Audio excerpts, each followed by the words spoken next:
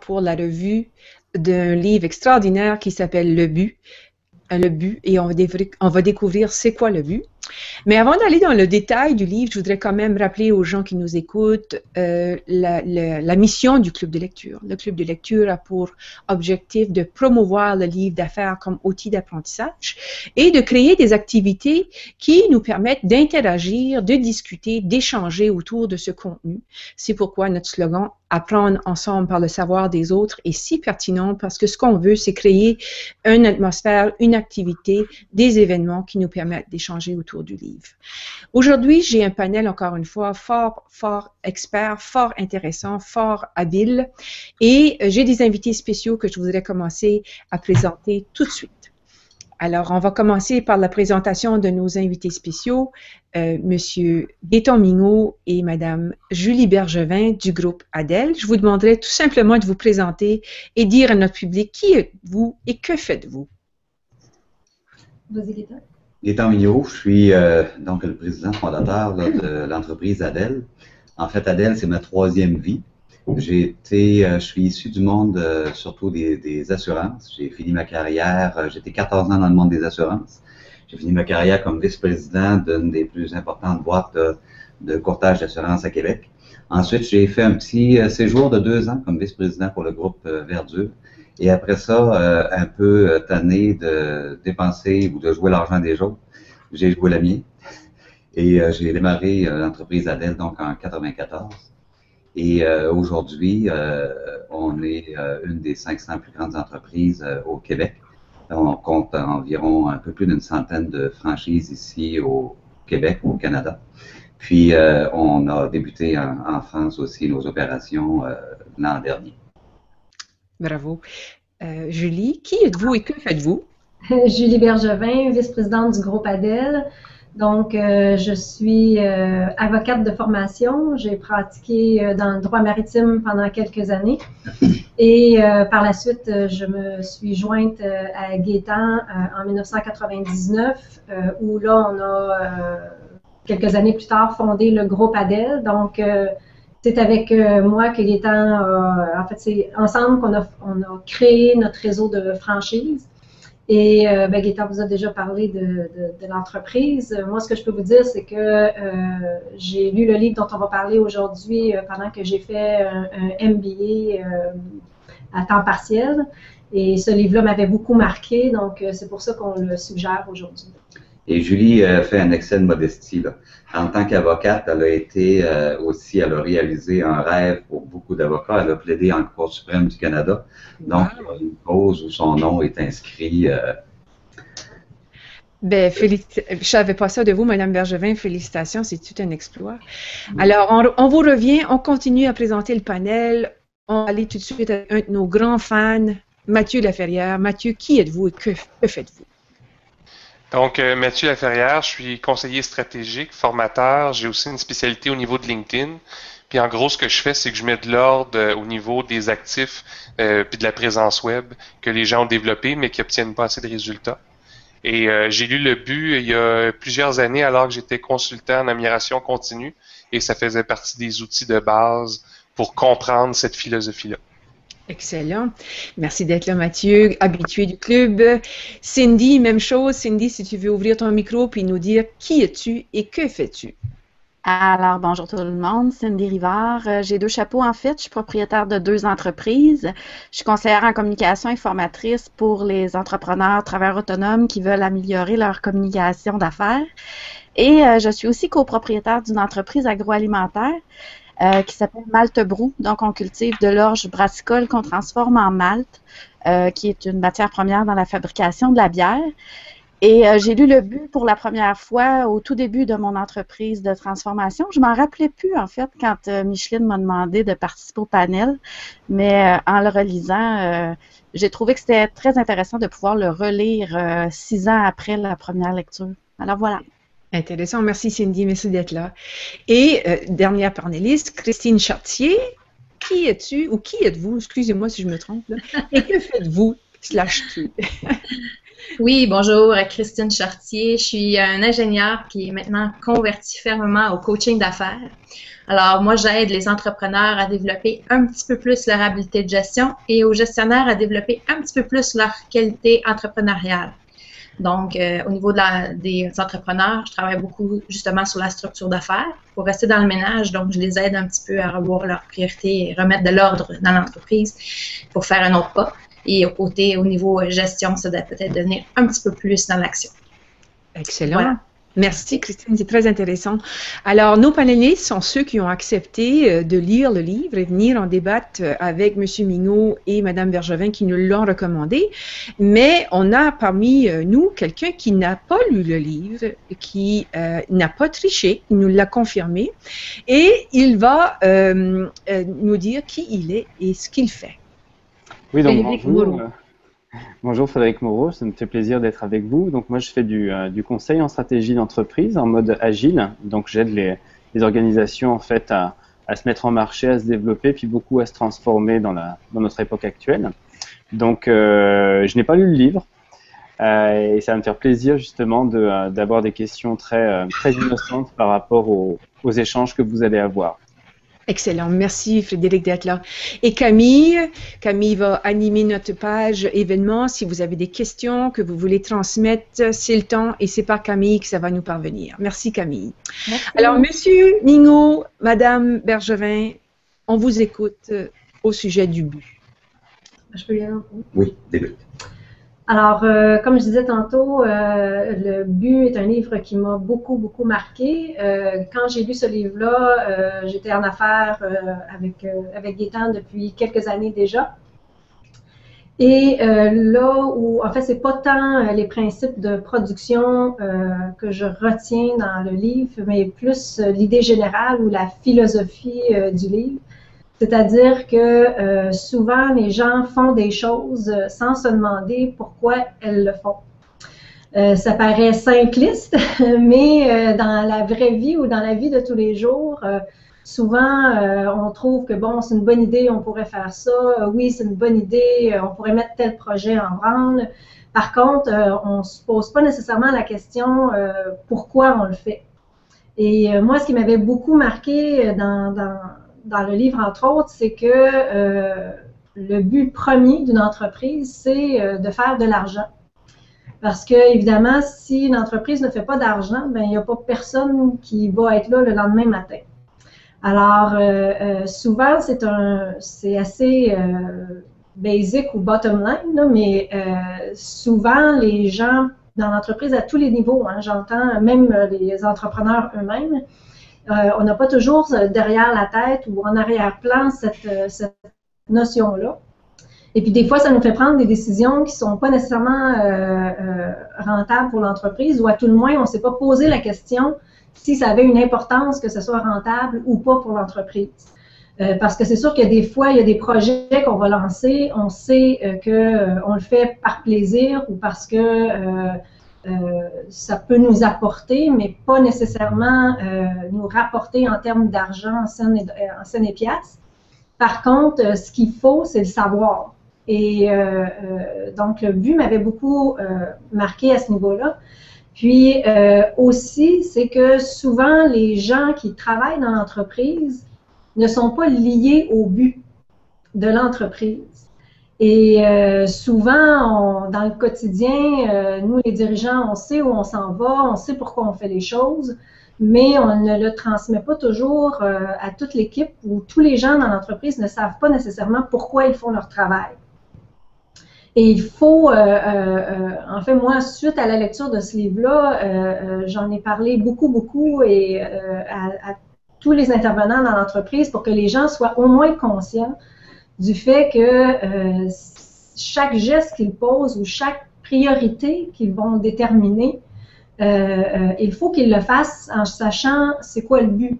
Donc, si l'objectif, exemple, c'est de rentabiliser l'entreprise, ben, si j'ai le choix de faire le projet A ou le projet B, ben, s'il y en a un qui rapporte plus que l'autre, ben, il faut que je m'attarde à celui qui va rapporter plus et laisser un peu de côté celui qui va rapporter moins. Donc, comme je disais tantôt, c'est pas nécessairement les principes de gestion, on parle de goulot d'étranglement, tout ça, dans le détail que je retiens de ce livre-là, mais c'est vraiment le principe général qui, pour moi, là, c'est un incontournable dans toute vie d'entreprise, d'être lié au but de l'entreprise. Excellent début de discussion. Julie, bravo. On continue avec M. Mignot, parce que je sens qu'il y a un petit commentaire à faire aussi. Oui, ben en fait, je vais faire un avant-propos. Moi, Julie et moi, on a des styles très différents, véritablement très complémentaires. On est des frères d'armes. Mais ce qu'il faut comprendre dans la lecture, c'est qu'on a vraiment des styles, des façons de lire très différentes. Moi, je suis un de ceux là, dont je vais faire un petit retour dans le passé. Je suis un de ceux là, qui avait été marqué par la mort de John F. Kennedy. J'étais très jeune, j'ai beaucoup lu sur John Kennedy pour un jour apprendre que John Kennedy pouvait lire tous les journaux pratiquement des États-Unis avant de commencer à travailler. Ça m'avait intrigué pour découvrir au final que lui faisait de la lecture rapide. Ça m'a intrigué. Là aussi, j'ai pris des cours de lecture rapide et maintenant, je lis la majorité des choses avec cette espèce de mode-là. Ce qui fait, on peut pas lire un contrat légal ou un Agatha Christie avec la lecture rapide parce qu'on perd l'essentiel et on va se faire avoir. Mais ce qu'il y a de bien avec cette façon de lire-là, c'est qu'on retient vraiment l'esprit général. Le but, je l'ai lu à l'invitation de Julie une première fois il y a quelques années et je l'ai lu encore en lecture rapide. Il me reste la même chose. Ce que j'aime de ce livre-là, c'est que ça nous consacre, ça nous ramène à l'essentiel. Julie vient d'en parler de façon très éloquente. Là.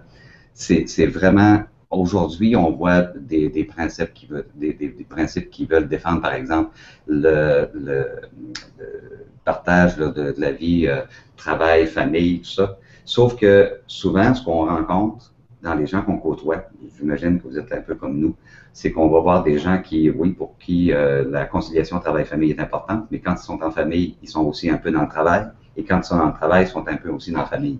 Ils ne sont pas vraiment à plein dans ce qu'ils ont à faire. Ce qu'on vient de lire, le but, vraiment, ça nous ramène toujours à l'essentiel. C'est quoi le but de la chose qu'on fait?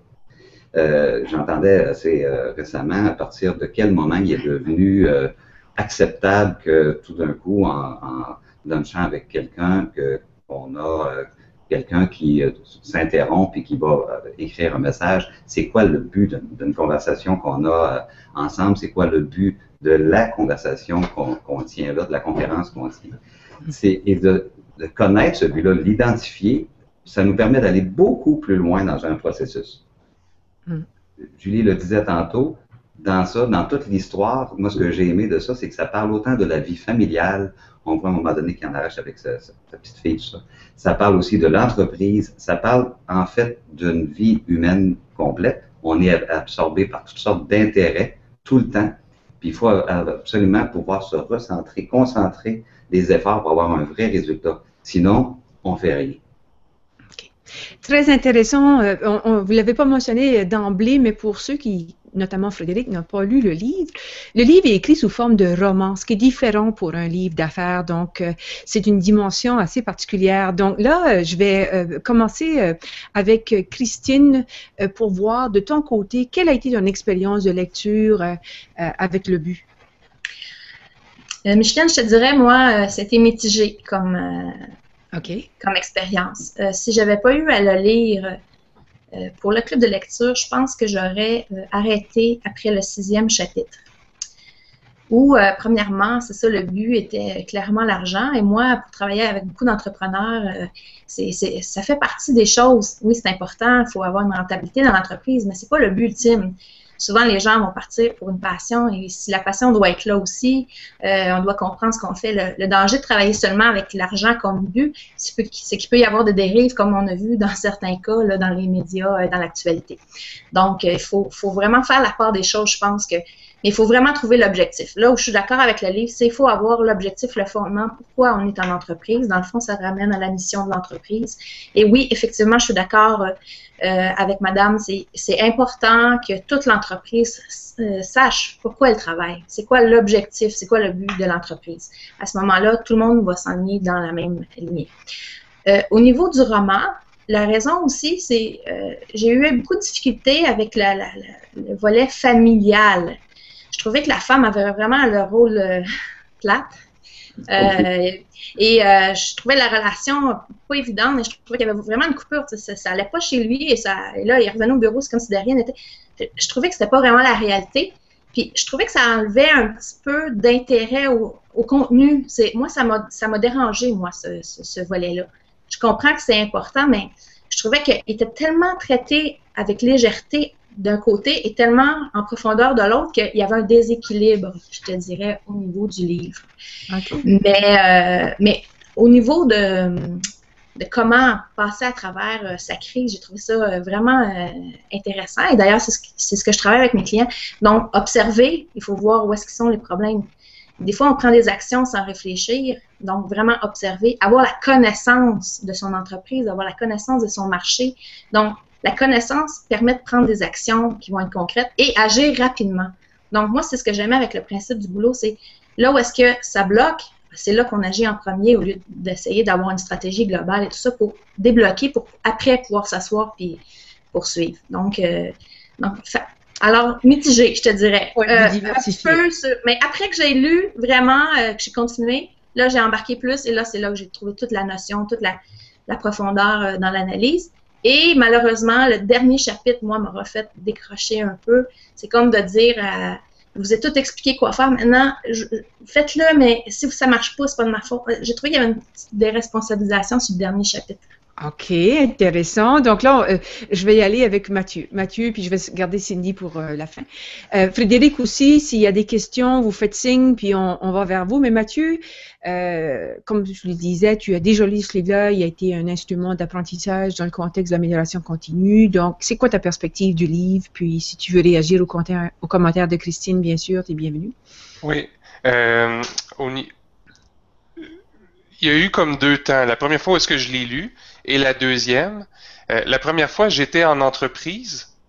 Les bouts familiaux me dérangeaient aussi parce que j'avais pas besoin de ça puis je tassais ça de côté. Le fait que c'était un roman, j'aimais ça parce que je lis peut-être un livre par semaine.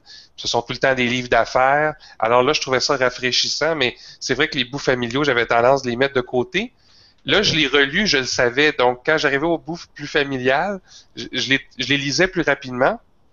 Mais j'ai compris, parce que je donne aussi des formations en gestion du temps, et on a la fameuse matrice Eisenhower qui dit important, urgent. Et là, tu peux faire l'arrimage, tu comprends que quand tu détermines ton but et qu'il est clair pour toi, ton travail, mais aussi pour l'entreprise, la notion d'importance devient claire aussi. Et plutôt que d'aller dans l'urgence, on va dans l'importance.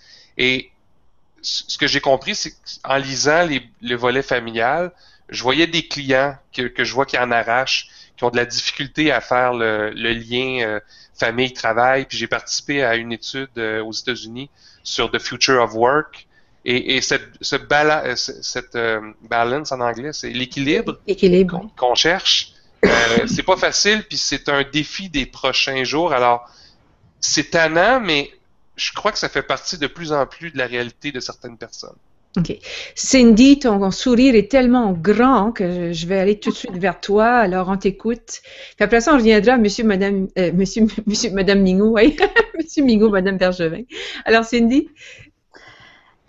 Oui, ben moi j'ai aimé d'abord que ce soit un roman, puis la première lecture que j'en ai fait à l'époque, on débutait notre entreprise, moi je suis en affaires avec mon conjoint, et puis c'est lui l'ingénieur, pas moi, puis là vous êtes presque tous des ingénieurs si j'ai bien compris, et puis c'est ça, il avait trouvé le livre intéressant, puis il m'avait dit lis-le, puis ça me permettait aussi de mieux comprendre ce qu'il faisait, à l'époque on travaillait encore à l'extérieur, et puis de mieux comprendre ce qui s'en venait avec notre entreprise aussi.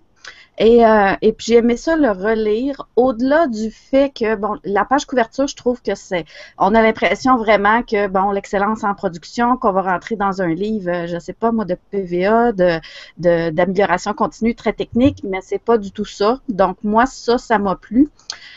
Puis au-delà justement de la production, des goulots, que c'est toutes des choses très intéressantes à comprendre, j'ai aimé aussi ce qui enrobait. parce que, bon, moi, ce que j'ai compris, c'est que, bon, avec son conseiller, Jonah, il allait chercher un œil extérieur. Puis ça, je pense que c'est important quand on a une entreprise. Des fois, on a le nez trop collé sur nos choses, d'aller chercher un œil extérieur pour nous aider à réfléchir autrement.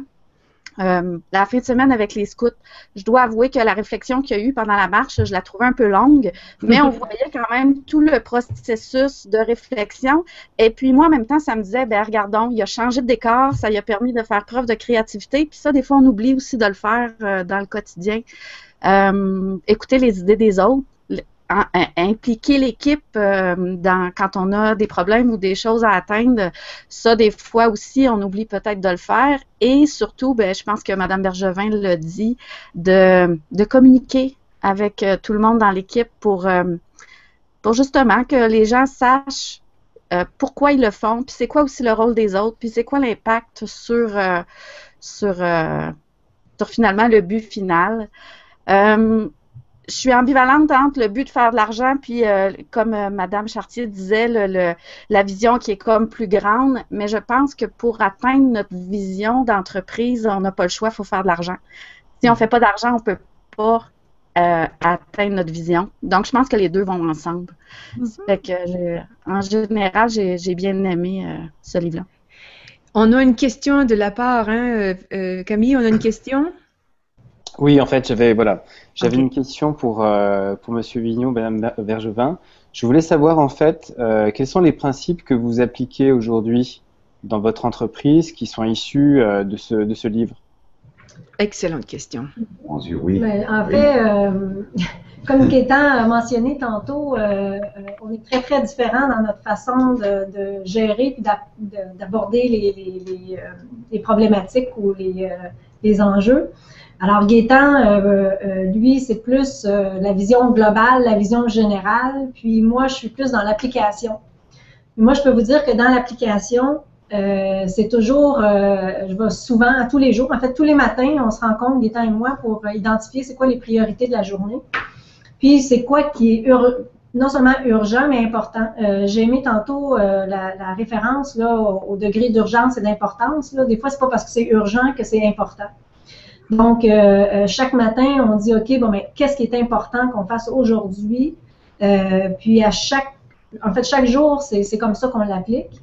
Ensuite de ça, on rencontre notre directeur général une fois par semaine pour aussi identifier, bon, mais c'est quoi les buts de la semaine? Donc, qu'est-ce qu'on veut accomplir là, pour le prochain mois? Puis à chaque semaine, c'est est-ce qu'on est dedans? Qu'est-ce qu'on a accompli jusqu'à maintenant? Où on est rendu? Et on a aussi à l'occasion des rencontres stratégiques avec ce qu'on appelle, nous, des rencontres stratégiques avec tous les membres de l'équipe pour mettre tout le monde en lien avec notre vision. Donc, si nous, notre priorité, c'est, exemple, de développer les marchés, exemple, le marché de la France, il faut que tout le monde ici au bureau soit au courant que c'est vers là qu'on s'en va pour qu'ils posent des gestes ou des actions qui vont être vraiment dans cette ligne-là. Okay. En complément je vais venir à Mathieu après, en complément, parce que dans le livre, on parle beaucoup de la notion du goulot. Hein? Donc, est-ce que quand vous faites votre réflexion, est-ce que vous faites référence à ce concept-là de goulot? Puis si vous pouvez, si vous sentez à l'aise de peut-être donner une notion de ce que c'est ce fameux goulot. Oui, mais il est plus facile à concevoir là, pour une production en usine. Dans l'administration, dans la gestion courante d'une entreprise, les goulots sont souvent beaucoup plus difficiles à identifier. Ils ne s'offrent pas de la même façon. Là. Il n'y a pas de retard manifeste là, au niveau d'une commande ou tout ça. Mais c'est évidemment, là, il faut toujours percevoir ces phénomènes de goulot. C'est un exercice. Là. Mentalement, quand on voit qu'il y a un retard quelque part dans la vision qu'on avait, pourquoi on ne réussit pas à se rendre aussi rapidement qu'on voulait. Donc, il y a forcément quelque part là, ce phénomène de goulot qu'on va avoir à questionner. Alors, si vous me permettez, je vais en profiter pour rebondir là-dessus, si c'est possible. La notion de goulot, donc moi qui n'ai pas lu ce livre, est-ce qu'il parle de goulot en termes de processus ou également en termes humains? Moi, je répondrais, c'est en termes moi, je l'ai perçu plus en termes de processus, parce que de toute façon, ça implique, nous, on est une entreprise de service, donc c'est sûr qu'un livre comme Le But qui traite de production en usine, c'est sûr que c'est pas du tout la même approche. Par contre, c'est vraiment, nous, on n'est que dans le service, donc ce n'est que de la gestion de ressources humaines, si on veut. Donc, oui, on peut arriver à des situations où on a des goulots, où on a des endroits où, mon Dieu, là, ça prend du temps. Alors, à ce moment-là, on va travailler sur la méthodologie ou vraiment le processus. Comment on peut réattribuer soit réattribuer le travail à différentes personnes, ou soit créer des outils qui vont faire en sorte que ça va être plus rapide dans le traitement de la problématique. Je vais citer, si vous permettez, il y a dans le livre, là, je vais juste pour mieux situer Frédéric, quand on parle des goulots, on indique ici qu'il faut distinguer deux types de ressources, les goulots et les non-goulots. Un goulot est une ressource dont la capacité est égale ou inférieure à la demande correspondante. Il faut chercher à équilibrer le flux de produits dans l'usine avec la demande du marché. Ok, c'est quand même pas mal orienté sur les processus. Absolument, oui. Mais Christine, Mathieu, je t'oublie pas. Christine ferait une définition aussi du goulot. Christine, tu l'as écrit dans... Oui, ben pour moi, je le vois au niveau du service. Là, je travaille beaucoup avec des entrepreneurs qui sont en service et je te dirais, le goulot, parfois c'est au niveau de la gestion du temps, au sens que, encore là, on revient au but, où est-ce que je mets mon énergie, où est-ce que je mets mon temps, est-ce que c'est efficace, est-ce que c'est ça qui va rapporter. Il y a des services qu'on va donner qui, des fois, vont prendre beaucoup de temps, vont pas nous rapporter beaucoup de sous, ou vont pas avoir un impact sur notre mission d'entreprise, mais on le voit pas. Donc, c'est vraiment lié à comment je gère mon temps, est-ce que je connais, où est-ce que je mets mes énergies, où est-ce que je mets mon temps, où est-ce que je mets mes ressources. Donc, ça revient aussi au niveau de la connaissance. Mais, en quelque part, le temps, quand on est en service, c'est notre temps, donc c'est d'analyser où est-ce qu'il s'étrangle finalement pour être capable de travailler ce nœud-là. Okay. Donc, c'est un petit peu la même chose, finalement, parce que quand on est en service, quand on est en temps, c'est nous qui devenons comme l'unité de production, finalement. Excellent. Mathieu, à toi. Oui, donc j'ai 3 points. Le livre, Le But, c'est vraiment au niveau procédural, manufacturier. C'était l'objectif, mais c'est pas le seul livre. La théorie des contraintes s'applique à tous les processus. Il y en a un autre qu'on a parlé dernièrement à l'événement, le symposium de PMI Montréal. Oui. Celui-là est en gestion de projet, le Critical Chain. Et là, ils font vraiment le lien. Oui, il y a les machines, mais il y a aussi les experts. Il y a des ressources qui sont goulots. Et comme mentionnait Christine, le temps, évidemment, c'est un goulot parce que c'est limité, c'est une contrainte. Il y en a un aussi qui est au niveau du marketing. Ce qui est intéressant, c'est qu'ils utilisent la même approche, mais dans différents créneaux. Donc, une personne peut être un goulot, puis souvent on le voit dans différentes entreprises où il y a des experts, il y en a un ou deux, et là, il peut travailler sur un projet, mais il peut pas travailler sur l'autre. Ça ressort plus. Fait que ça, c'était un point. Je voulais revenir sur le fait de faire de l'argent. Je comprends cette notion-là. D'un autre côté, même un OSBL se doit de faire de l'argent, contrairement à perdre de l'argent. Donc, moi, c'est comme ça que je l'ai pris dès le début. Faire de l'argent en disant ça demeure viable. Et si je fais des investissements, ça va me permettre de faire grandir l'entreprise, autant pour les employés que pour les clients, que pour celui qui est actionnaire ou autre. Donc, je voulais mentionner ça. Et un point qu'on n'a pas parlé encore, peut-être brièvement, M. Mignot l'a fait, mais il met l'accent sur les optima locaux versus le résultat global. Et on voit beaucoup de gens en entreprise qui se disent « Je suis débordé, j'ai 1 million de tâches à faire, je fournis pas, on vient de couper quelqu'un, puis je veux pas tomber... c'est vrai que des fois, on coupe trop de monde. » Mais au final, qu'est-ce que ça apporte au résultat global, le processus qui englobe tout, dans le fond, qui fait que la compagnie a une raison d'exister, d'avoir de la pérennité, tout ça. Et ce qu'il disait, c'était ça, c'est que, écoute, c'est beau, toi, tu travailles, mais qu'est-ce que ça donne au final? Des stocks qu'on accumule? Cindy a posé une question, puis c'est parce qu'on n'a pas expliqué à Frédéric que le livre, c'est une histoire, hein, et on vit l'apprentissage par le biais de la vie d'un monsieur qui vit une situation particulière dans son contexte d'entreprise où l'entreprise va fermer dans 3 mois s'il n'y a rien qui se passe. Alors, ce déroulement-là, on l'a peut-être écarté, mais ça ajoute à l'histoire. Donc, Cindy? Oui, peut-être deux petits commentaires. Pour revenir sur ce que tu viens de dire, Micheline, le fait que ce soit une histoire et puis que ça englobe vraiment tout, la vie familiale également, puis ce qui se passe à l'extérieur de l'entreprise, je trouve ça intéressant. Contrairement à un autre livre qui va nous apporter plus des notions théoriques et tout ça, on oublie l'aspect humain. Donc, je trouve que c'est un livre qui vient englober ça. C'est une autre façon de voir. Ça vient vraiment englober la vie au complet. Et puis, je crois que moi, ayant une entreprise de service et une entreprise de production, même si c'est un livre qui traite beaucoup des processus de production, je pense que toute personne qui a une entreprise devrait le lire parce que c'est un livre qui est facile à lire et comme Madame Chartier disait, veut pas, on fait des liens, étant donné qu'il est facile à lire, on fait des liens avec ce qu'on vit dans nos entreprises, quel que soit le type d'entreprise qu'on a. On est capable de voir si justement dans nos processus, on a des choses à améliorer. Intéressant.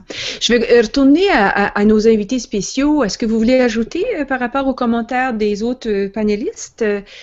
Oui, bien, moi aussi, un peu comme Mathieu, j'avais été dérangé, moi, par l'aspect familial, puis un peu comme Mme Chartier là, disait, c'est couvert d'une façon assez particulière, là, toute cette dimension-là. Moi, au début, je vais vous avouer aussi, ça m'agaçait, sauf que de l'autre côté, ça me permettait de voir vraiment jusqu'à quel point un problème, c'est un peu comme quand on a mal à la tête, c'est comme si le reste du corps n'existait pas. Parce que tout ce qu'on a, c'est un mal de tête. On n'a pas une tête, on n'a pas des bras, on n'a pas une vie, on n'a pas une activité, on a un mal de tête. C'est comme si tout l'espèce de problème venait prendre tout l'espace. C'est un peu, en fait, j'ai pensé, j'assume, que quelque part, l'auteur a voulu mettre en relation un problème de production qui est vraiment grave. Là. La personne joue sa carrière, joue aussi des dizaines d'emplois, puis en même temps, doit vraiment essayer de sauvegarder tout ça, de naviguer, sauver l'usine, tout ça, et en fonction également de vivre une vie. Là, en dehors du travail, il y a aussi une vie. C'est sûr que de la façon que c'est traité, ça ne me satisfaisait pas non plus, ça m'agace. C'est pas le bon traitement. Mais après, de quelle façon ça aurait pu être tourné, mais je conviens avec Mme Chartier, que le rôle de la dame là-dedans c'est assez secondairement joué. Là. Merci Gaëtan, on est content. Vraiment pas adéquat, là, je vous garantis. Mais mais c'est difficile de l'aborder de façon pleine, sans tomber trop dans le mélo. Oui. C'est vrai que c'était un peu agaçant. Mais en fait, moi, ce que j'aimerais ajouter, c'est que c'est pas non plus un roman. Donc, ça se lit comme un roman, ça se veut être vraiment un roman, mais c'est sûr que la question familiale, c'est vrai que c'est agaçant, mais d'un autre côté, ça agrémente un peu ou ça allège un peu. Là, Je me souviens pas. Dans le contexte. Julie, je me souviens pas. Est-ce que c'était sa vie? Est-ce que ça relève vraiment une expérience de sa vie, ce livre-là? Je me souviens pas de cette information-là. Est-ce que c'était M. Goldwright? Est-ce que c'était sa vraie histoire? Je sais pas du tout. Okay. Je sais pas. Ouais, pour en tout cas. Okay. Intéressant. Donc là, on est rendu, il nous reste à peu près 10 minutes. Je ne sais pas si vous voulez poser des questions à nos invités, s'il y a d'autres commentaires. Christine faisait un commentaire là, par rapport à toute cette question-là là, de congédiement. Hein. Christine, tu disais sur le... Ben, en fait, ce que je disais, c'est que la force du livre, pour moi, là, ce qui est ressorti, c'est de prendre conscience qu'on ne peut pas juste, quand on a des problèmes financiers, puis on ne peut pas juste couper, dire je coupe de 10% le budget, arrangez-vous, comme on voit souvent. Et là, les gens, ils coupent, mais si on coupe bêtement partout, ben il y a des places à avoir un impact beaucoup plus grand. Puis des fois, on peut arriver à l'effet contraire, au sens que, comme ce qu'on voyait dans le livre un peu, il voulait couper à certains endroits, mais s'il coupait là, ça mettait l'usine en péril. Donc, à quelque part, quand on a des coupures à faire, il faut le faire vraiment. Il faut vraiment analyser, puis peut-être même qu'il y a des places qu'il va falloir insuffler un petit peu plus d'argent au détriment d'autres pour repartir. Donc, vraiment, on se ramène au but, finalement, à l'objectif derrière tout ça. Mais ce qui est important, parce qu'on le voit dans certaines entreprises qui vont couper, puis ils vont toujours être en train de couper parce qu'ils ne se posent jamais la question, ils coupent, puis à un moment donné, ben, il n'y a plus rien coupé parce que tout est coupé, puis il n'y a plus rien qui fonctionne. Donc, je trouvais que c'est la force du livre. Donc, peut-être des gens qui sont en plan de redressement pourraient lire le livre, ça pourrait être bien. Bon point ça, Christine. Frédéric, une autre question? Oui, la question en fait que j'aimerais également comprendre, c'est quelles sont un peu les limites en fait du modèle, c'est-à-dire à un moment donné, dans un environnement en fait qui change maintenant très vite. Je comprends que le livre a été écrit il y a déjà quelques années et le temps s'accélère. Hein. Les mouvements ont tendance à s'accélérer aujourd'hui dans notre économie, là, dans nos économies mondiales. Et en quoi est-ce que ce système-là est pérenne dans cet environnement très changeant? Parce qu'on parlait tout à l'heure d'importance, d'urgence. Il y a, je pense, la stratégie de pompier, on voit ça de plus en plus en fait dans les entreprises aujourd'hui, c'est-à-dire que bon, on éteint toujours parfois des feux en entreprise, mais des fois ça devient une stratégie, c'est-à-dire qu'en effet, le but au départ est perdu de vue par tout le monde. Et comment est-ce que ce livre en fait est en phase finalement avec l'évolution de la société aujourd'hui? Mathieu a levé la main, puis après on va aller à Julie. Ok. Mathieu? En fait, pour Non, moi, c'est Mathieu. non, C'est correct. Vas-y, Julie, c'est beau. excusez-moi, en fait, c'était pas à moi, excusez-moi. Non, allez-y, il n'y a pas de souci. Pour moi, en fait, le livre va toujours être d'actualité, là, parce que c'est vraiment pour moi des principes de base. Là. Si on n'a pas de but ou si on ne sait pas c'est quoi le but, on ne sait pas où on s'en va non plus. Donc, que ce soit dans un contexte qui est plus lent ou plus rapide, au contraire, je dirais, plus le rythme de vie ou le rythme d'affaires est rapide, plus il faut se concentrer sur pourquoi on fait les choses, puis qu'est-ce qu'on priorise fonction du but. Ok. Mathieu? Je suis d'accord avec Madame Bergevin. Le fait que ce soit les bases et que c'est justement au niveau des processus et tout ça, ça va toujours vivre. La problématique souvent, c'est que les entreprises n'ont pas des processus clairs. Des fois, ils les ont dans les usines, mais ils les ont pas dans les bureaux. Donc ça, c'est la première chose. Le livre va durer. Ce qui manque autour, c'est que les entreprises sont, en tout cas, je vais utiliser rarement, sont rarement conscientes de c'est quoi l'impact des changements sur leur but, parce que le but peut changer si leurs clients changent, leurs employés changent, etc. Les processus peuvent changer et même le goulot peut changer, parce que c'est un principe du processus, dépendamment des chemins qui vont être utilisés. Donc le livre va toujours demeurer vrai, mais au final, le dernier chapitre, c'est ce qu'il dit. Le but de dire de faire de l'argent, c'est pas le but véritable à la fin. Je sais pas si je donne le punch, là. Mais il y a la notion de changement qui est rattachée à ça, puis ça répond beaucoup à la question, c'est-à-dire que les changements, ils sont là, et si les changements surviennent, il faut ajuster le modèle, il faut revoir, il faut questionner. Et c'est l'approche que Jonah fait tout le long. Il pose des questions. Les réponses, c'est l'équipe qui les trouve, c'est Alex qui les trouve, etc. OK, bon point. On va retourner. Oui, M. Migaud, j'écoute. Oui, parce que on revient là-dessus, ça prend une drôle de tangente, mais au niveau de l'argent, en fait, une entreprise ne peut pas avoir comme seul but que de faire de l'argent. Et toutes les actions ne peuvent pas avoir que ce seul but-là. Sauf que dans le livre, c'est très bien décrit. Là. On a une entreprise qui perd de l'argent. Et pourquoi elle en perd? Parce que la majorité des gens qui y travaillent ne savent pas qu'ils doivent contribuer à en faire gagner. Et ce faisant, ils risquent tout le monde leur job parce qu'ils sont pas conscients qu'ils doivent, que ce soit à partir du balayeur qui pourrait acheter du matériel qui a une grande valeur, mais pour lui, c'est pas grave, il faut qu'il balaye aujourd'hui. Donc, moi, mon but à moi, c'est de balayer, je balaye. Je m'excuse, son but à lui, c'est de faire aussi en sorte de préserver la pérennité de l'entreprise. Donc, quand il vient pour balayer, il peut pas désajuster une pièce de l'usine ou un outillage de l'usine qui va faire en sorte qu'on va se retarder. Le but, en ce sens-là, moi, je trouve qu'il est très bien dit. Maintenant, il n'y a pas d'entreprise, j'espère, dans le monde qui n'ont que comme seule façon de vivre que de penser en fonction de l'argent. J'espère que ça n'existe pas, mais ça ne devrait pas, en tout cas.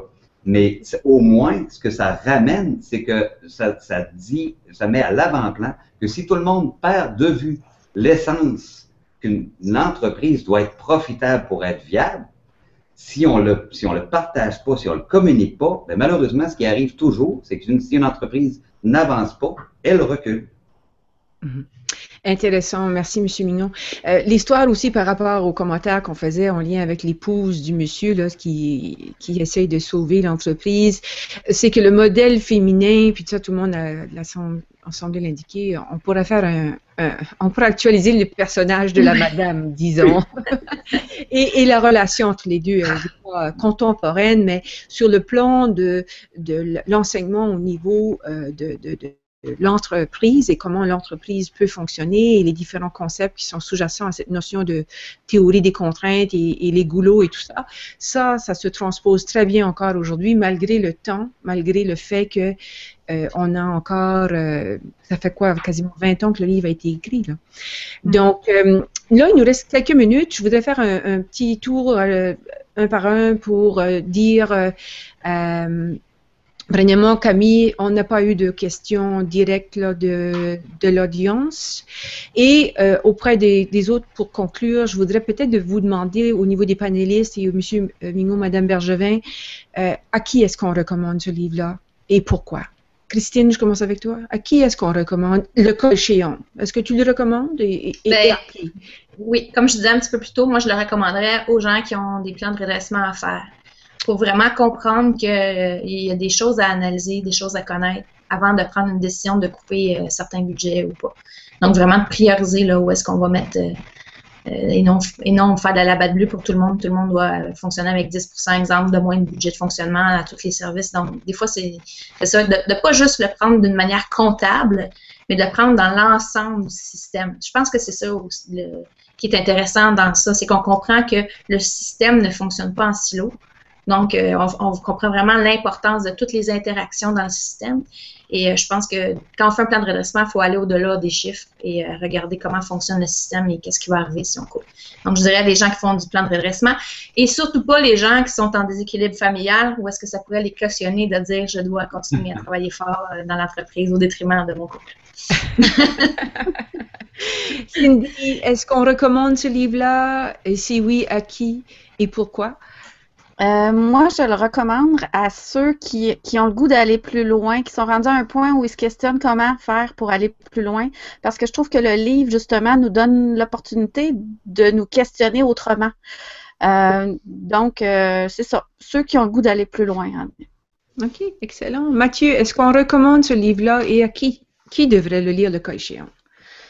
Moi, je le recommande absolument parce que je trouve que c'est une lecture qui est facile. Donc, souvent, les gens, tu vas leur passer un livre d'affaires.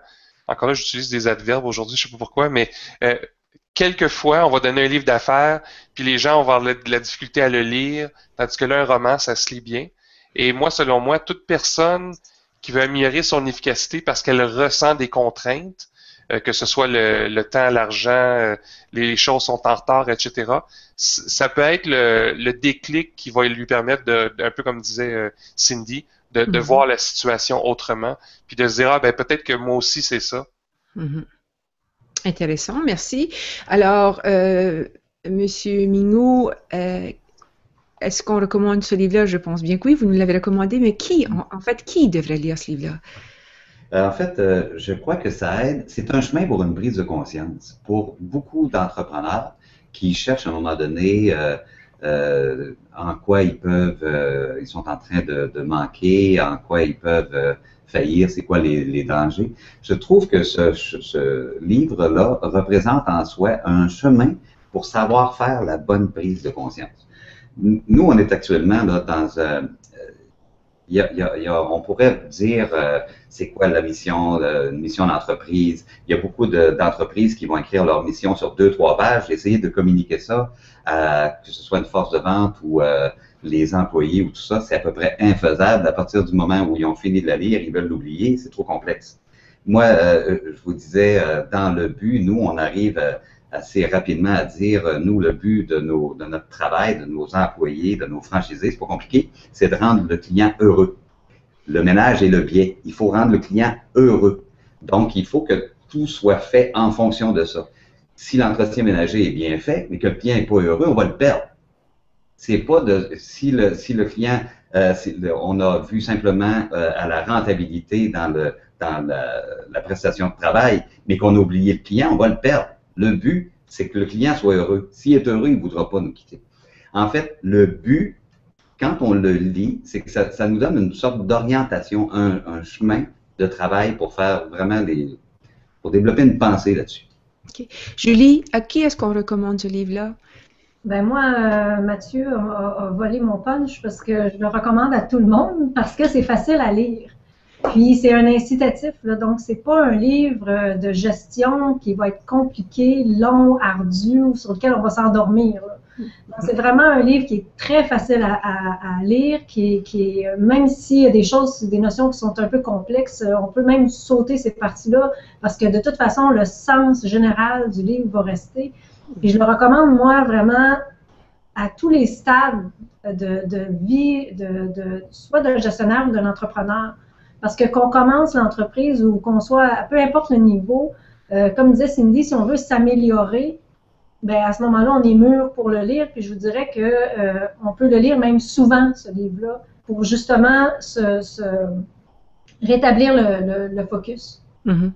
Intéressant aussi dans le sens que il simplifie quand même des choses, quand il parle des indicateurs, par exemple, il y a des choses qui sont simples à comprendre pour même quelqu'un qui n'est pas très, comme moi, je ne suis pas une spécialiste de la gestion, je ne suis pas ingénieur, je ne suis pas spécialiste des processus, mais il y a des concepts qui sont quand même simples ou simplifiés, qui fait qu'on peut avoir accès à ce concept-là. Alors, on revient à Frédéric. Frédéric, est-ce qu'on vous a convaincu? Est-ce qu'on vous a donné une inspiration, soit de lire le livre ou de le recommander à quelqu'un? Qu'est-ce qui est votre opinion suite au panel? Sur une échelle de 1 à 10. Oui, parfait. Oh, j'aime ça. Je mettrais en fait un 7. Un 7, ok. Non pas que je vois bien l'utilité en fait du livre. Ce qui m'intrigue le plus, c'est la forme en fait. C'est de pousser le storytelling jusqu'à en faire un roman. Le storytelling, forcément, est une approche très efficace en termes de communication dans beaucoup de domaines. Oui. Et je trouve ça intéressant d'avoir poussé l'exercice jusqu'à mettre ça sous forme de roman. Et c'est peut-être ce qui me ferait, en fait, lire ce livre. Sur le fond, les principes, en effet, je pense qu'on peut recommander la lecture à 96% des entreprises à travers le monde, parce que c'est des principes de base, c'est toujours bon, et puis même pour nous de se les rappeler de temps en temps. Et en fait, notre conversation m'a fait me rappeler en fait une citation, et puis je vais peut-être vous laisser là-dessus. Alors ce problème, je ne sais plus de qui, je sais plus si c'est Flaubert ou Rousseau, qui a dit « Le succès, ce n'est pas un but, c'est une conséquence ». C'est peut-être la conséquence de ces différents buts qu'on s'est fixés. Excellent. Ah, c'est une belle conclusion. Alors, est-ce qu'il y a d'autres personnes qui veulent faire un dernier commentaire? Moi, je vais mettre fin à notre entretien. Je voudrais encore une fois remercier très sincèrement, très chaleureusement M. Mignot puis Mme Bergevin d'avoir consacré 1 heure de votre temps. Je comprends la pertinence. Enfin, j'espère que vous avez apprécié l'expérience. Ça a été vraiment enrichissant pour moi de vous avoir avec nous. Vous êtes en fait les plus grands entrepreneurs qu'on a reçus au club. Puis je suis vraiment très heureuse là, d'avoir pu vous accueillir. Alors, bonne continuité à tous. On fait un autre hangout demain qui portera sur les relations publiques avec l'auteur. Putting the Public Back in Public Relations. L'auteur sera présent demain midi, vendredi à midi. Bon week-end à tous. Merci encore une fois et au plaisir de se rejoindre autour du livre. Au revoir. Merci. Au revoir. Au revoir.